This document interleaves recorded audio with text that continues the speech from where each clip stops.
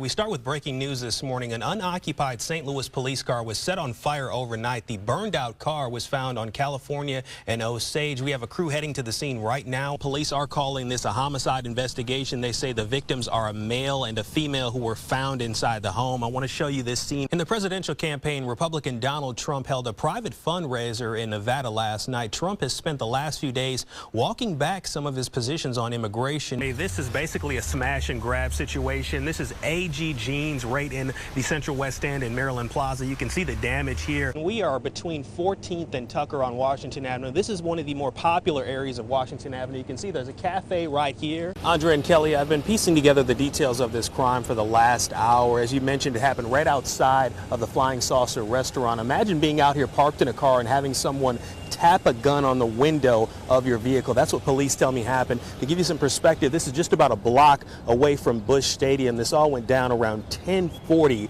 last night. Let's go straight to some video from this crime scene. You can see the windows on the victim's pickup truck are completely shattered. Police tell me that those gunshots were exchanged just after 10:40 or so. Police say that the victim was waiting in the truck outside of the Flying Saucer restaurant for his girlfriend. That's when the suspect approached the car and demanded that the victim get out. As soon as the victim was getting out of that vehicle, I'm told that he pulled a gun, and then both men started shooting. The victim was hit in the leg. Police also believe that the suspect was hit, but he was able to escape by getting in another car with two other suspects. I am told that he left his gun at the scene. At this point, it's unclear if the victim had a permit for his gun, but I can tell you at this hour, police are still searching for 3 suspects in this attempted carjacking. Back to you in the studio.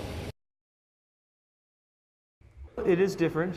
The kids, lose freedoms when they come here. In the heart of the gateway city, there's a door to hopelessness. These 7x12 cells are home for kids as young as 11. They are here waiting to go in front of the judge to determine what the next step is for them. About 30 kids are being held at the St. Louis Juvenile Detention Center. Their charges range from theft to murder. Nathan Graves is the assistant superintendent. How easy is it for a kid to come here and really just give up, have no hope? Well, the hopelessness does happen. There are kids who have depression and anxiety. Our motto is what they see is what they'll be. Members of the 100 Black Men are trying to restore that hope. We understand some of the things you guys are dealing with on the streets, in your homes and the environment. The organization holds mentoring sessions inside the center once a week.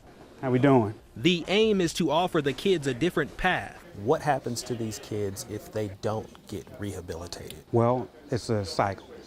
If they don't get help either through the facility here with the staff and all the services that are provided, plus organizations such as ours, then the cycle continues. Steve Harmon is an attorney and retired police officer. Do we attempt to punish kids for bad decisions and bad choices, or do we attempt to rehabilitate them and send them back out into society as productive citizens? The topic of this day's session is goal setting. One of the goals could be, I'm not coming back here. The pins on their lapels reveal their affiliation, but their actions reveal their motivation. We try and give these kids some hope that, they can eventually leave these conditions and go into something better. It's encouragement to shine bright in a place where it's easy to turn dark. And that's going to remind you of your purpose for the day so that you can stay on track with achieving your goals. In St. Louis, Anthony Kiekow, News 4.